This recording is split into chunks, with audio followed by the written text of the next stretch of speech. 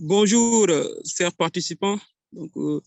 Bienvenue dans ce troisième module portant au cours en ligne sur la zone de libre-échange continentale africaine. Ce module traite du travail inachevé de l'accord de la ZLECAf. Nous rappelons tout simplement que c'est le module le plus long du cours. Alors, en termes d'objectifs d'apprentissage, on s'attend à ce qu'à la fin de ce module, vous apprécierez l'accord de la ZLECAf comme une réalisation majeure sur le chemin long et ardu de l'intégration continentale.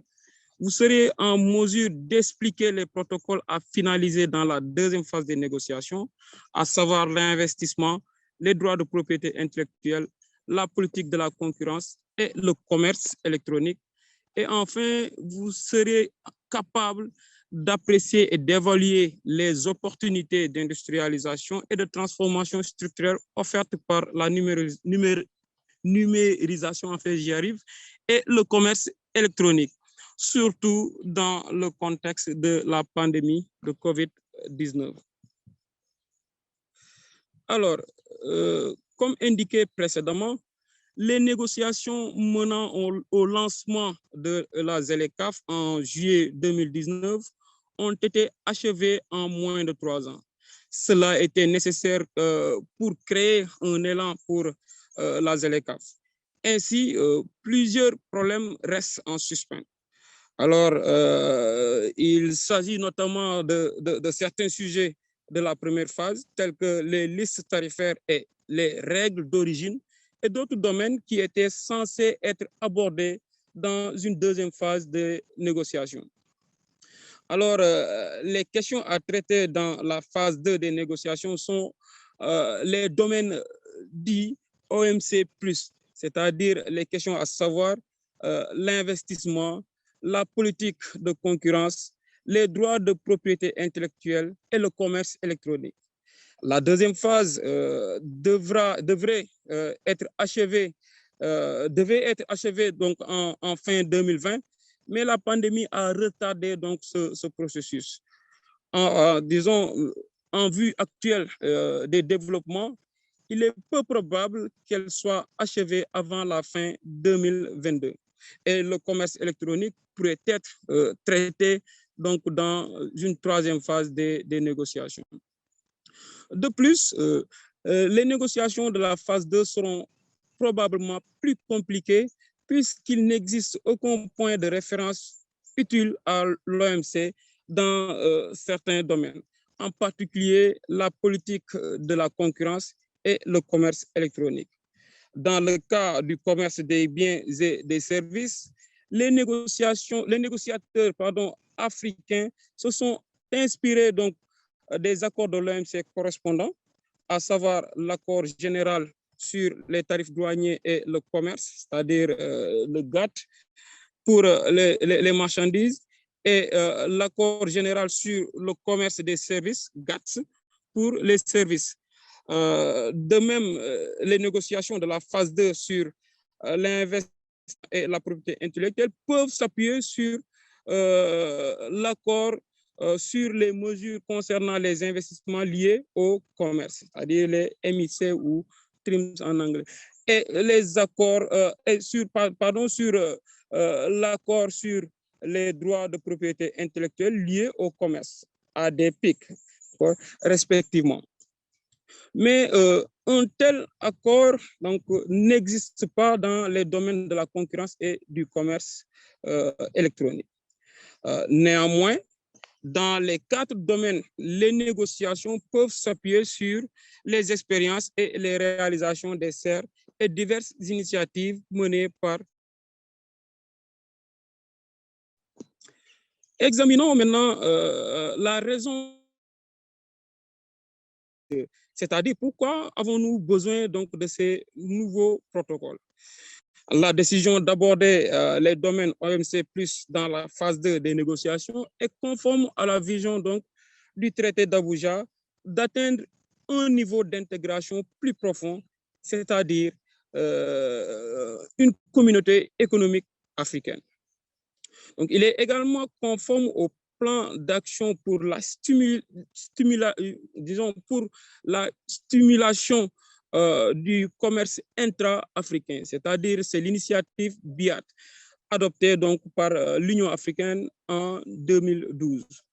Au départ de l'objectif BIAT l'objectif donc BIAT était de doubler le commerce intra-africain au cours de la prochaine décennie, c'est-à-dire d'ici jusqu'à 2022. Cependant, cet objectif n'était pas au rendez-vous et la pandémie l'a maintenant complètement fait dérailler. Donc, notons aussi les négociations de la phase 2 suivent également les tendances actuelles de l'intégration régionale. D'abord, les accords de commerce préférentiel, ACP modernes, intègrent des protocoles dans les domaines de l'investissement, de la politique de la concurrence et des droits de propriété intellectuelle dans des accords commerciaux élargis appelés accords d'intégration profonde. Ensuite, il reflète l'opinion selon laquelle la libéralisation des échanges en soi ne suffit pas pour à stimuler en tout cas le commerce et l'activité économique entre les partenaires. L'investissement, par exemple, en particulier l'investissement étranger direct, les IDE, est connu pour avoir donc des effets importants sur le commerce. Des accords donc, dans les autres domaines pourraient également stimuler les échanges. Enfin, les dispositifs d'intégration profonde facilitent également la convergence des politiques, ce qui est essentiel pour atteindre des niveaux d'intégration plus élevés, par exemple un marché unique et à terme la communauté économique africaine. Les preuves suggèrent que les accords approfondis augmentent le commerce bilatéral jusqu'à 44% de plus que les accords commerciaux conventionnels. De plus, contrairement au détournement du commerce au détriment donc, de plus compétents, ils entraînent une augmentation des échanges avec les tiers. Alors, dans cette diapositive et les suivantes, nous essayons d'approfondir les 4 domaines des négociations de la phase 2. Il va sans dire que les investissements étrangers peuvent jouer un rôle crucial dans le développement économique, la transformation structurelle et l'intégration régionale de l'Afrique. Un protocole d'investissement peut promouvoir plusieurs objectifs de l'accord de la ZLECAf. Elle peut ouvrir, il peut donc ouvrir la voie à un marché unique. Cela peut encourager les réformes attendues depuis longtemps des régimes nationaux d'investissement qui pourraient attirer donc, des flux accrus donc, de capitaux. En effet, l'adoption du Code panafricain des investissements, PAIC, en 2017 pourrait être un pas important dans cette direction. Et enfin, un protocole d'investissement peut également favoriser la coopération en matière d'investissement entre les pays africains. Alors, la nécessité d'un accord d'investissement continental est rendue d'autant plus urgente par le paysage fragmenté de l'investissement en Afrique. Au niveau national, la plupart des pays africains ont leur propre code d'investissement. Au niveau bilatéral, un grand nombre de traités bilatéraux d'investissement TBI ont été conclus entre les pays africains et d'autres pays africains ou non. En fait, 515 traités bilatéraux d'investissement sont actuellement en vigueur. Vous pouvez le voir donc dans le graphique qui montre que la plupart de ces traités bilatéraux d'investissement ont été conclus dans les années 1990 et au début des années 2000. Au niveau régional, diverses sphères ont édicté des règles d'investissement et des traités modèles d'investissement, même si ceux-ci ne sont pas toujours opérationnalisés. Enfin, au niveau continental, il y a le Code panafricain donc, des investissements. Alors, le PAIC, c'est-à-dire le Code panafricain des investissements, peut-il servir d'instrument donc modèle pour un futur protocole d'investissement de la ZLECAf? Les arguments donc vont de deux côtés. D'une part, le PAIC peut résoudre les problèmes d'incertitude juridique et de fragmentation découlant donc des différentes lois sur l'investissement entre les pays, car les États membres conviennent que le code doit prévaloir en cas de conflit de loi. Alors, le PAIC s'inscrit également dans l'esprit des traités d'investissement de nouvelle génération et il réalise un juste équilibre entre la sauvegarde des droits des investisseurs et la protection de l'intérêt public, comme le suggère le CNUSED en 2015, et ce, dans l'esprit donc du développement durable. D'autre part, le PAIC est plus un texte d'orientation qu'un instrument obligatoire. Et la portée limitée de la clause de la nation la plus favorisée, NPF, du Code limite donc sa valeur en tant qu'accord d'investissement. Alors, à quoi ressemble un futur protocole d'investissement? Premièrement, nous devons reconnaître qu'un tel protocole aura donc le rôle crucial de réécrire donc les règles d'investissement en Afrique, ainsi que de concevoir un mécanisme de règlement des différends en matière d'investissement efficace et équilibré. Deuxièmement, le protocole d'investissement devrait comporter des innovations de nouvelle génération en matière de traités d'investissement, telles que des obligations de fonds et des dispositions de règlement des différends et des obligations axées donc sur le développement. Enfin, un futur protocole d'investissement devrait reposer sur 4 piliers, comme le montre l'encadré qui est tiré donc du rapport ARIA 9, c'est-à-dire la promotion et la facilitation des investissements, la protection des investissements, les obligations des investissements et enfin les engagements donc, de l'État. Donc, pour conclure, la négociation d'un protocole d'investissement n'est pas aussi compliquée que les autres protocoles de la phase 2. Les négociateurs peuvent s'appuyer sur le PAIC, c'est-à-dire le Code panafricain donc des investissements, et sur donc, les accords d'investissement au niveau des serres, le cas échéant. Alors, passons maintenant à un autre domaine donc, des négociations de la phase 2. Qu'est-ce que la politique de la concurrence et pourquoi est-elle importante? Imaginez qu'un pays gouverné par des monopoles et une coalition donc, entre entreprises pour partager les parts de marché et, ou bien pour fixer donc, les prix. Cela n'est pas une belle image donc, dans ce cas. Alors, dans un tel contexte, on espère que vous pourrez quand même apprécier le rôle donc, de la politique de la concurrence. Alors, la politique de la concurrence donc, vise à promouvoir une concurrence loyale et saine entre donc, les entreprises. Elle garantit des résultats de marché efficaces et donc des opportunités accrues de croissance économique et de commerce. C'est la concurrence qui encourage les startups et donc l'innovation. La politique de la concurrence protège les consommateurs contre donc des pratiques commerciales abusives. Traditionnellement, la politique de la concurrence avait une portée nationales et se limiter aux marchés donc, nationaux.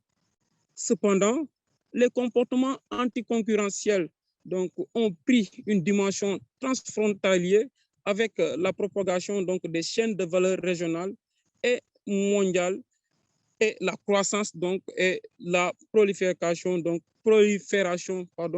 des multinationales. La même entreprise peut opérer dans plus d'un pays africain. Cela nécessite une approche régionale ou internationale donc, de la politique de la concurrence. Un cadre donc, de concurrence continentale au sein donc, de la ZLECAf peut servir donc, de véhicule pour traiter efficacement les problèmes de concurrence transfrontalière. Par conséquent, un protocole africain sur la politique de la concurrence est à la fois pertinent et opportun. Comme pour l'investissement, vous serez en mesure donc d'apprécier la nécessité d'un protocole de concurrence lorsque vous regardez l'état des régimes de concurrence à travers l'Afrique. Donc, il existe une grande hétérogénéité donc, dans ces régimes. 23 pays sont dotés d'un régime de concurrence soutenu par une autorité de la concurrence proprement dite. 10 pays ont une loi sur la concurrence, mais pas d'autorité de la concurrence. 4 pays sont à un stade avancé de la préparation d'une législation sur la concurrence. 17 pays n'ont actuellement aucune loi sur la concurrence. Et voilà, donc il existe également de grandes variations donc, au niveau des serres. Par exemple, le COMESA et la CAE ont mis en place des autorités régionales de la concurrence supranationale, tandis que d'autres, par exemple la SATC, opèrent dans un cadre de coopération. L'existence de ces lois et institutions sur la concurrence signifie qu'un protocole de concurrence de la ZLECAf n'aura pas à repartir donc de zéro, repartir à zéro. Donc, cependant, un protocole de concurrence continentale devrait rationaliser les régimes et les institutions de concurrence disparates et relever donc les défis émergents tels que l'économie numérique. Alors, qu'est-ce qu'un protocole sur la concurrence de la ZLECAf devrait chercher à atteindre? Fondamentalement, il devrait promouvoir la concurrence sur le continent et renforcer la capacité de l'Afrique à faire face aux comportements anticoncurrentiels. Il devrait également préserver les gains découlant de la libéralisation du commerce dans le cadre de la ZLECAf. Enfin, il devrait chercher à harmoniser les normes minimales de conduite des entreprises à travers l'Afrique. Il existe 3 options pour un régime de concurrence continentale, comme le montre le schéma de cette diapositive. La plus ambitieuse est une autorité de la concurrence supranationale de la ZLECAf, telle qu'adoptée par la CEMAC, disons la CEDEAO, le COMESA et la CAE.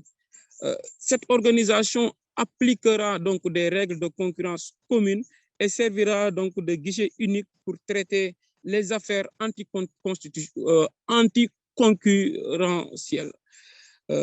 Les autres options sont un cadre de coopération, comme dans la région de la SATC, ou une approche séquentielle intégrant donc les 2 premières options.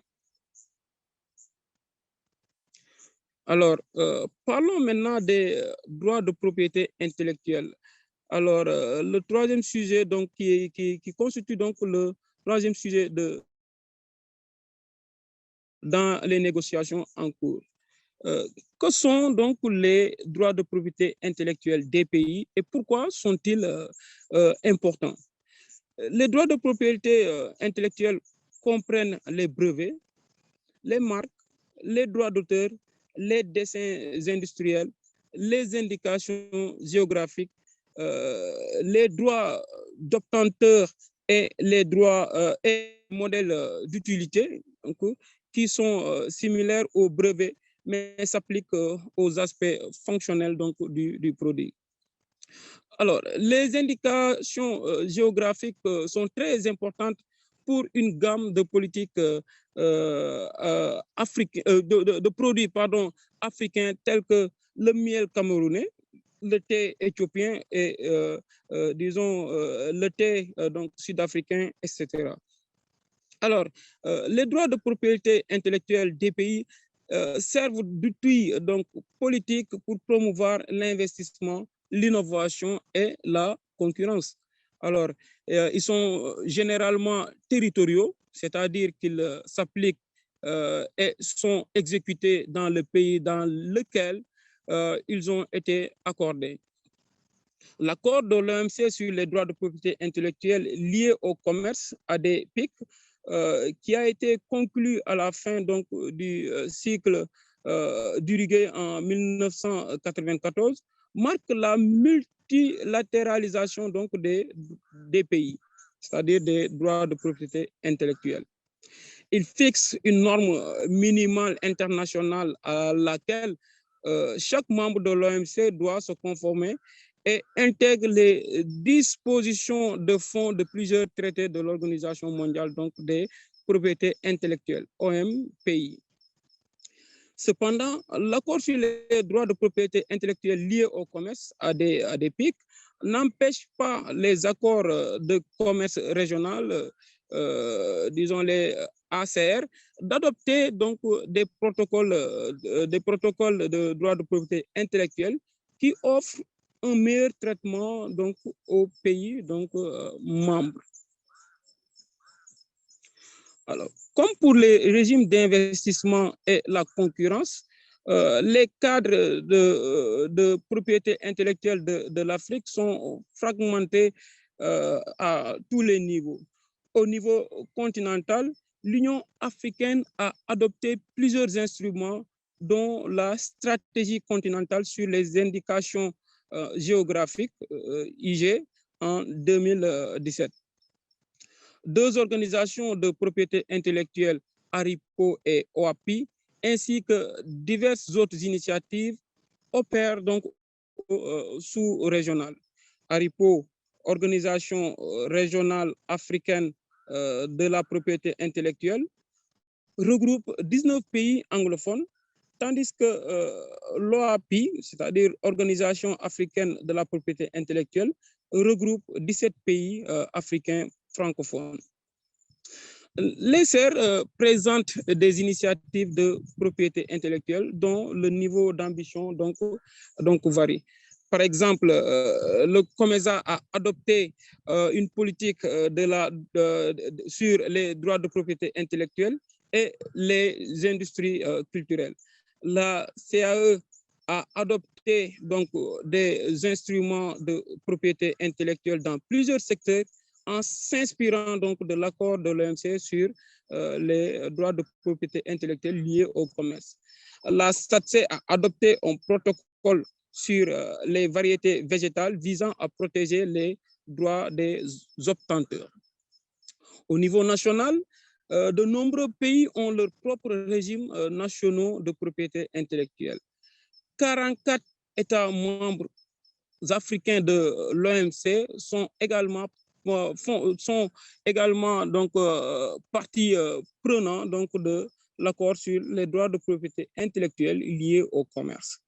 Cependant, comme vous pouvez vous y attendre, donc la mise en œuvre reste inégale donc à tous les niveaux.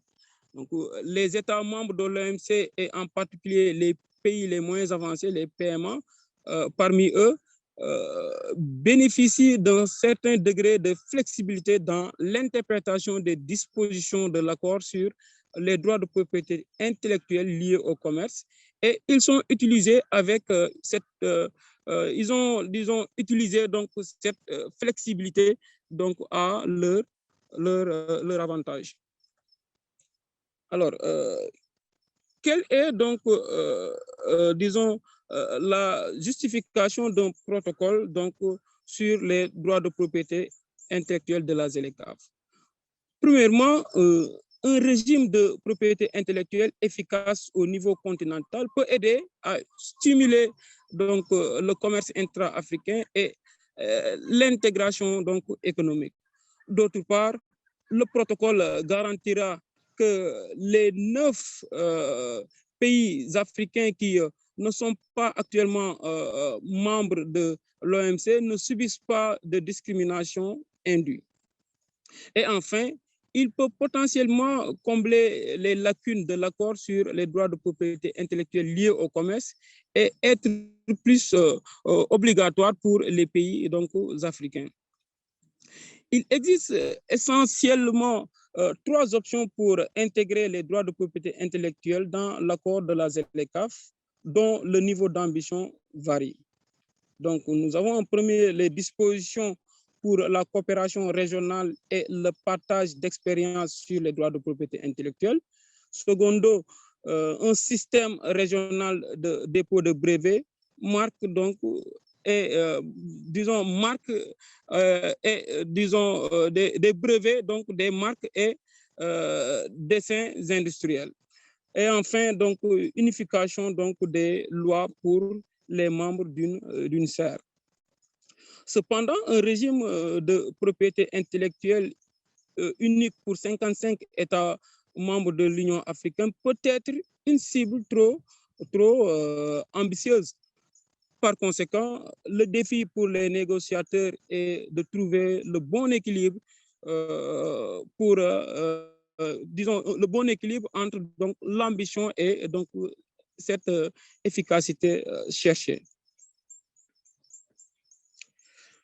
Enfin, nous arrivons donc au commerce électronique